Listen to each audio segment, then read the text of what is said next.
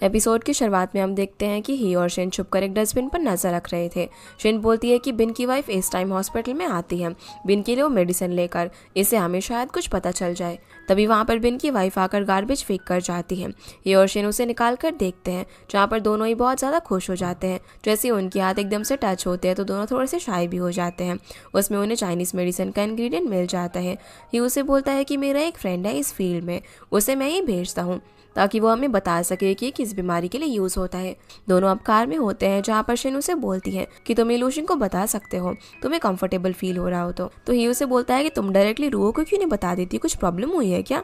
Shin बोलती है कि नहीं नहीं, ऐसा कुछ भी नहीं है और हमारी फ्रेंडशिप को कुछ भी नहीं हो सकता इन सब चीज़ों की वजह से। तो ही भी बोलता है कि इसके बारे में मैं लोशन को बता दूंगा।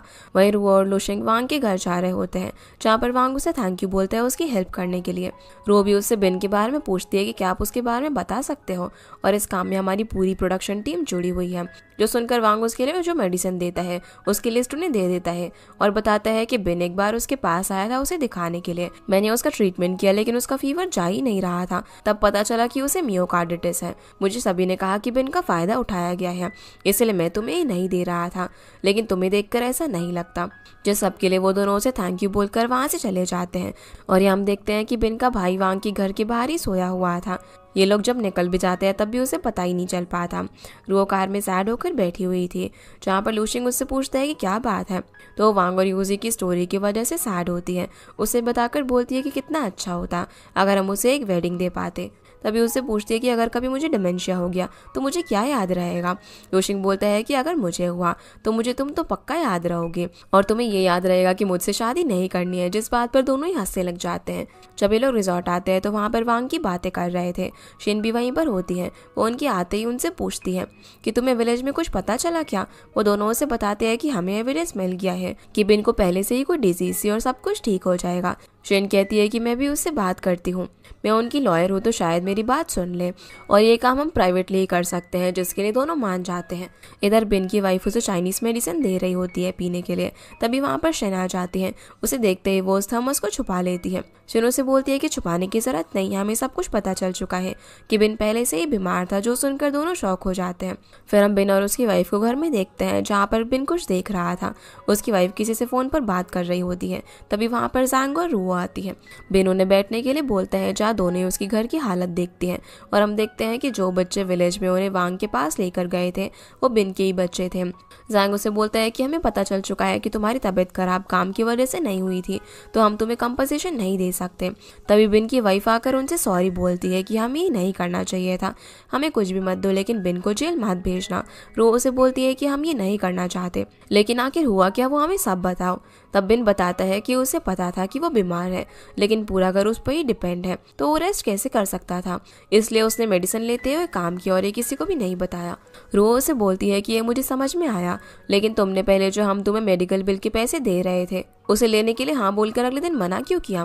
बिन और उसकी वाइफ बताते हैं कि उनके पास जियाओ ने आकर कहा था कि बिन अभी बीमार है तो उसे कम से कम 1 साल का रेस्ट तो लेना ही चाहिए और तुम्हें प्रोडक्शन टीम से कंपनसेशन लेना चाहिए, जितना टाइम वो घर पर रहेगा उतना। जो जानने के बाद बिन की वाइफ ने ये सब कुछ शुरू किया था और उसी ने शिन को भी उनका लॉयर हायर करने के लिए कहा था। रूहो ने बोलती है कि अभी तुम रेस्ट करो और हम भी तुम्हारी फाइनेंशियली हेल्प करेंगे, लेकिन तुम्हें सब कुछ सच सच क्रू मेंबर्स को बताना पड़ेगा कि क्या हुआ, सभी की मेहनत बर्बाद ना जाए। और दोनों यहाँ पर अपनी हरकतों के लिए काफी गिल्टी फील कर रहे थे। रूहो बिन की वाइफ को भी क्लीनिंग लेडी का काम दे देती है ताकि उसकी हेल्प हो जाए और दोनों वहां से चले जाते हैं। जिसके बाद जियाओ को ज़ांग ने ऑफिस में बुलाया होता है, वो आती है। उसके आते ही रूहो उसे बोलती है कि तुमने ही बिन को ये करने के लिए कहा था ना, इसी वजह से तुम्हें फायर किया जा रहा है। जियाओ अभी भी एरोगेंटली बोलती है कि तुम्हारे पास क्या एविडेंस है कि मैंने किया, तुम मुझे ऐसे फायर नहीं कर सकती, मेरे डैड इस शो के इन्वेस्टर हैं, अगर उन्होंने इन्वेस्टमेंट रोक दी तो क्या होगा। रूहो बोलती है कि हमने लीगली डील साइन की है और बिना किसी रीजन के तुम्हारे डैड ये इन्वेस्टमेंट नहीं रोक सकते। लेकिन वो फिर ज़ांग की तरफ देखकर उसे बोलती है, तो ज़ांग कहता है कि ये मेरा ही डिसीजन है, तुम्हारे डैड भी यही चाहते हैं और तुम ये सोचो कि तुम घर जाकर क्या बोलोगी, जिससे जियाओ गुस्से में वहां से चली जाती है। उसके बाद हम रूहो को आइडिया प्रेजेंट करते हुए देखते हैं कि वो अपने शो में एक स्पेशल एपिसोड क्रिएट करेंगे वांग और यूजी के वेडिंग का, कि कितने हार्डशिप के बाद वो दोनों लास्ट में साथ में आए। सभी स्टाफ इसके लिए हाँ बोल देते हैं। फिर सभी के जाने के बाद ज़ांग रूहो से बोलता है कि तुम सॉफ्ट हार्टेड हो हो गई हो, क्या लूशिंग और तुम्हारे बीच कुछ हुआ है? रू बस स्माइल करते हुए वहाँ से चली जाती है। इसके बाद रू, शिनजू और सभी लोग बाहर होते हैं, जहाँ पर वो लूशिंग से टेक्स्ट करके बात कर रही थी। रू काफ़ी ज़्यादा खुश थी। ये देखकर जू बोलती है कि तुम्हारी इन्वेस्टर के साथ बात काफ़ी अच्छी चल रही है, जो कि तुम खुशी से ओवर टाइम कर रही हो। शिन को ये समझ नहीं आता। तभी जू बताते कि वो इन्वेस्टर असल में लूशिंग है, जिससे वो बात कर रही है। शिन उससे पूछती है कि क्या तुम अभी ऑफिशियली हो? तो रू बोलती है कि हम अभी तक कमिटमेंट के फेज पे नहीं है, लेकिन साथ में है। रू फिर उनसे बोलती है कि मेरी वांग की स्टोरी सुनने के बाद लव को देखने का पॉइंट ऑफ व्यू काफ़ी चेंज हो गया है, और अभी मुझे लगने लगा है कि कमिटमेंट कुछ भी गलत नहीं है, बल्कि अच्छे रिजल्ट दे सकती है। अगले दिन फिर हम वांग और यूजी की वेडिंग को देखते हैं, जो कि वांग के घर में ही हो रही थी। सभी लोग ड्रेस्ड अप होकर आए हुए थे। वांग यहाँ पर लूशिंग से थोड़ा दूर रहने के लिए कहता है कि कहीं यूजी उसे फिर से उसका लवर ना समझ ले। इस पर शू कहता है कि आप इतने अच्छे लग रहे हो कि वो किसी और की तरफ देख ही नहीं सकती। रो फिर यूजी को लेकर आती है, जहाँ पर सभी ठीक चल रहा था, लेकिन तभी यूजी सब कुछ भूल जाती है और चिल्लाते हुए वांग को मारने लग जाती है कि तुम कौन हो और यहाँ पर क्या कर रहे हो। सभी लोग पास जाने ही वाले होते हैं कि लूशिंग उन्हें रोककर बोलता है कि वांग उसके साथ है और वो जानते हैं कि उसे क्या करना है। जिसके थोड़ी देर बाद में वो शांत हो जाती है और उसे वांग भी कौन है याद आ जाता है। वो बहुत ही खुश हो जाती है और हक करके बोलती है कि हमारी फाइनली शादी हो रही है। ये देखकर सभी काफ़ी इमोशनल हो जाते हैं। जो फिर चिल्लाते हुए रोने वाली होती है, लेकिन शो उसका मुंह बंद कर देता है। वेडिंग होने के बाद हम यो और जाए को बात करते हुए देखते हैं कि हम दोनों में से शो में से कौन जाएगा। इधर शू सभी से बोलता है कि यहाँ पर एक डॉग होटल है, तो वहाँ पर कौन चलना चाहेगा।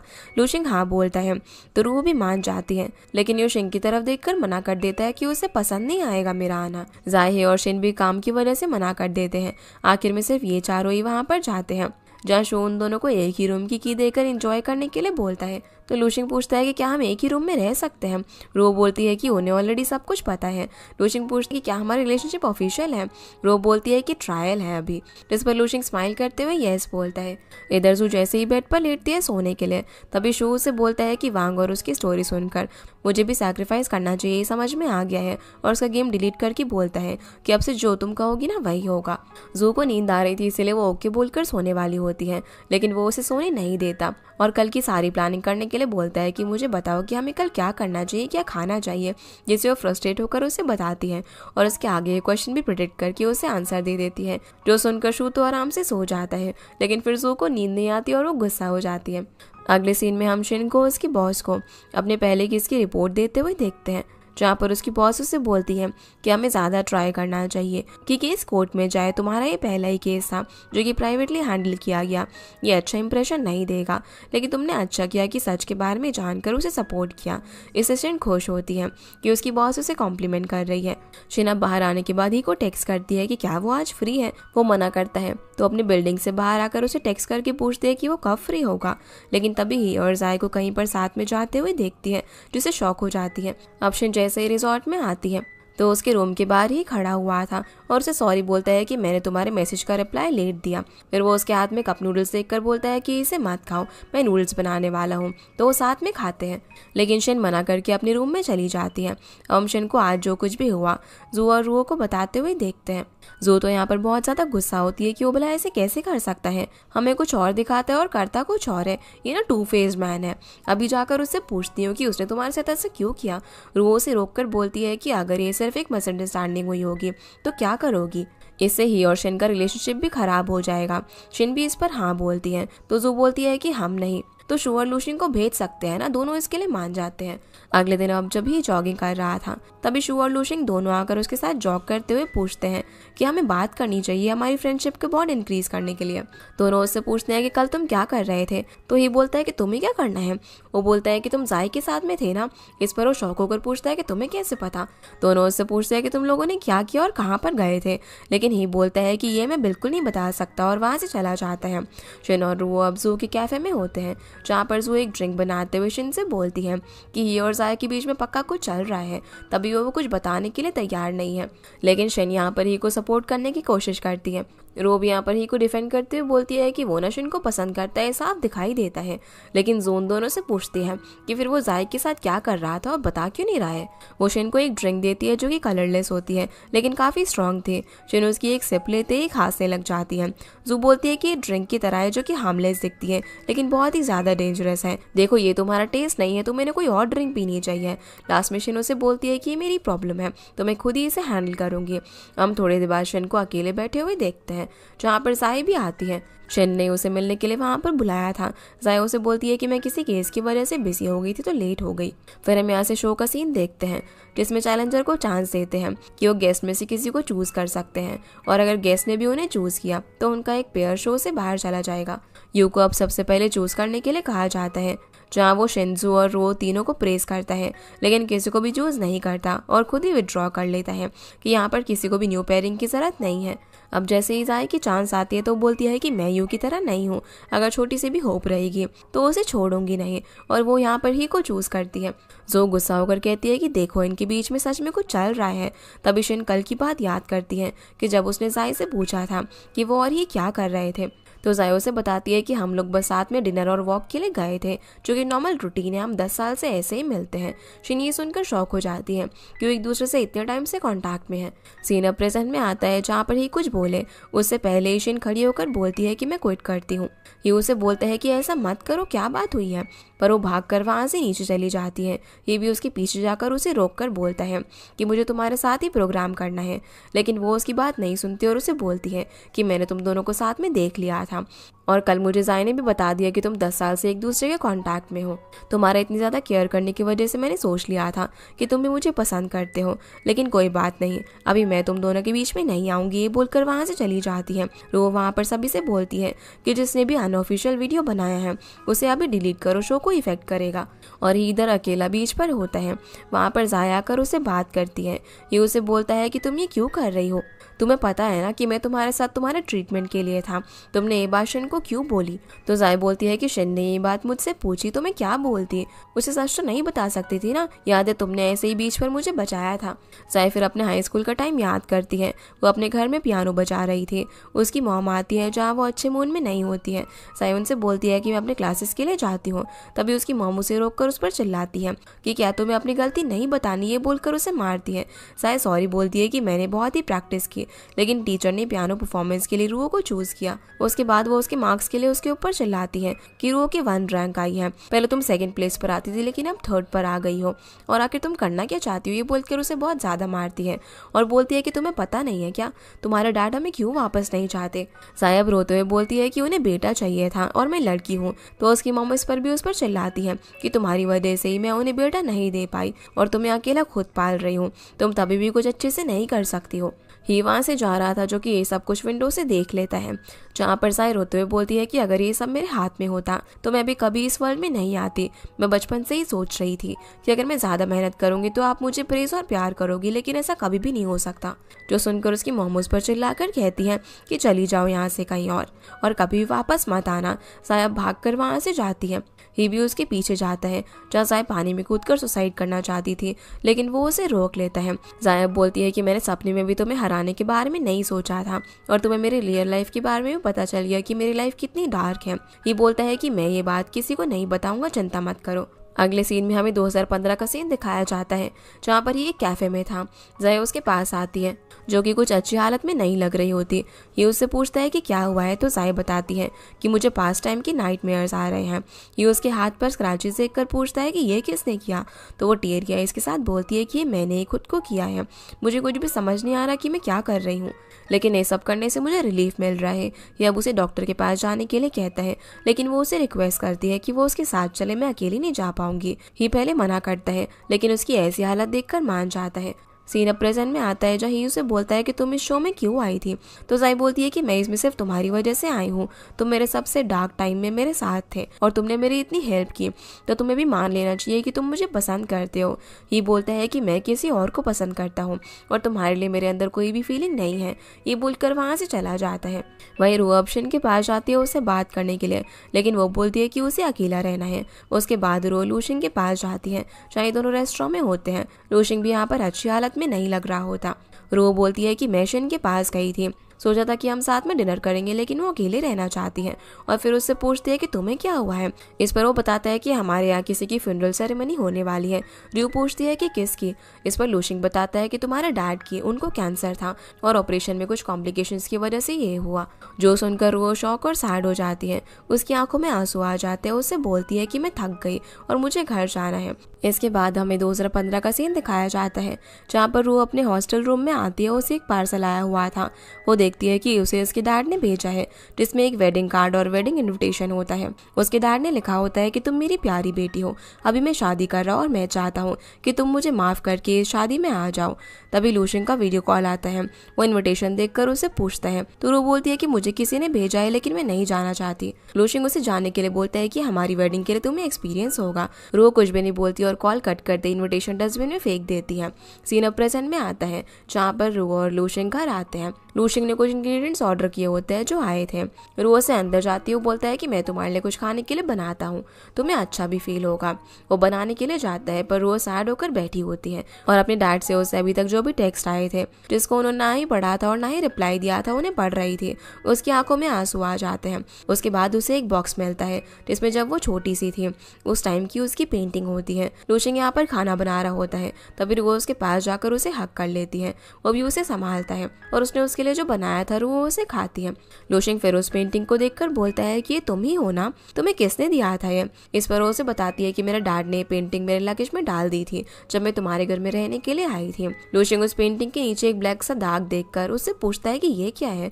वो याद करके लूशिंग को बताती है कि जब वो उनके घर आई थी तो अपना सामान निकालते हुए उसे पेंटिंग मिली थी, तो बालकनी में जाकर वो इसे गुस्से से लाइटर से जलाने वाली थी। तभी वहां पर लूशिंग आ गया था और उनकी पहली मुलाकात हुई। इस पर लूशिंग हंसकर बोलता है कि उस टाइम उसे जला रही थी। ऐसा क्या ही हुआ था तुम्हारे डैड और तुम्हारे बीच में, तुमने कभी बताया ही नहीं, क्या तुम अब बता सकती हो।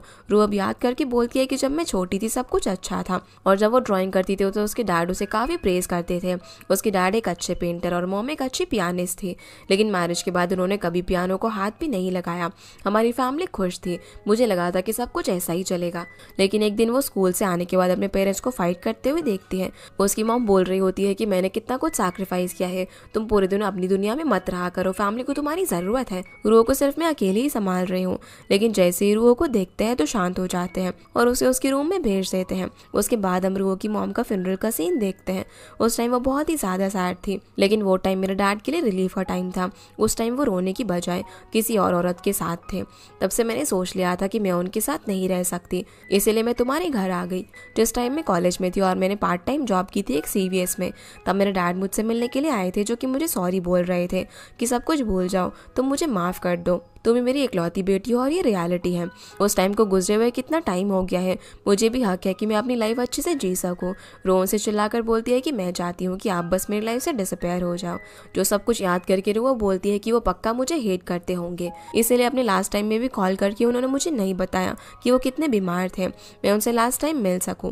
लगता है मेरे पास चांस भी नहीं है उनसे माफी मांगने का। अगर मुझे पता होता कि वो लास्ट टाइम में है तो मैं शायद उनसे इतना हर्ष तरीके से बात नहीं करती। तो लूशिंग उसे बोलता है कि तुम एक चीज कर सकती हो, तुम्हारे डैड चाहते थे कि तुम उनके फ्यूनरल सेरेमनी में स्पीच दो और तुम्हारा जो भी गिल्ट है वो दूर हो जाएगा। अगले दिन हम फ्यूनरल का सीन देखते हैं, जहाँ पर सभी लोग ब्लैक क्लोथ्स में होते हैं। जू और शू भी यहाँ पर आए हुए थे, जहाँ पर जू एक लड़की को देखकर बोलती है कि ये कौन है, मैंने इस रिलेटिव के बारे में रूहो से तो कभी भी नहीं सुना। इस पर शू बताता है कि वो रूहो के डैड की गर्लफ्रेंड।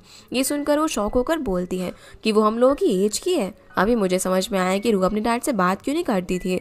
रूहो भी वहीं पर बैठी होती है। तभी लूशिंग उसके पास आता है, उससे कुछ बोलना चाहता था लेकिन नहीं बोलता। सिर्फ उसे यही कहता है कि अगर तुम्हारा डैड जिंदा होते तब भी तुम ये स्पीच देती। रूहो बोलती है कि मुझे पता है कि तुम मुझे अच्छा फील कराने के लिए बोल रहे हो, लेकिन ऐसा कुछ भी नहीं हो सकता। रूहो के स्पीच का टाइम आता है, जहाँ पर वो सभी से बोलती है कि उसके डैड के साथ अच्छे रिलेशन नहीं थे, लेकिन जो वो कहते थे कि हमारी फादर डॉटर की रिलेशनशिप है उसे कोई भी नहीं बदल सकता। पहले मुझे इस पर बहुत ही गुस्सा आता था, लेकिन अभी समझ में आ गया। और कहती है कि मैं आपको माफ़ करती हूँ और थैंक यू बोलती है मुझे लाइफ देने के लिए। तभी वहाँ पर उसके डैड आते हैं, जिन्हें देखकर रू और सभी गेस्ट शॉक हो जाते हैं। वो स्टेज पर आकर बोलते हैं कि मैं जानना चाहता था कि मेरे डेथ के बाद सभी कैसे रिएक्ट करते हैं, इसी वजह से मैंने ये किया और मैं बिल्कुल लास्ट में आने वाला था, लेकिन मेरी बेटी की बातें सुनकर मेरे से रुका नहीं गया। और थैंक यू कि तुमने मुझे माफ़ कर दिया मेरे लाइफ के इस टाइम में। मैं लूशिंग से थैंक यू बोलता हूँ, जो कि रिजॉर्ट का ओनर है। उसे ने ये फ्यूनरल करने में मेरी हेल्प की और मुझे मेरी बेटी के साथ रिकॉन्साइल करवाया। जो सुनकर रू बहुत ज़्यादा गुस्सा होकर वहाँ से जा रही होती है, लेकिन लूशिंग उसे रोककर बोलता है कि मैं तुम्हें बताने वाला था, लेकिन टाइम ही नहीं मिला। रू कुछ भी नहीं सुनती कि तुमने भी मुझे धोखा दिया है। उसके डैड भी उसे रोककर बोलता है कि तुम्हें कुछ और नहीं बोलना क्या। रू गुस्सा होती है। वो अब उसे सॉरी बोलता है कि मुझसे गलती हो गई, मैंने ये किया, लेकिन मेरे पास और कोई चांस नहीं था, मुझे माफ़ कर दो।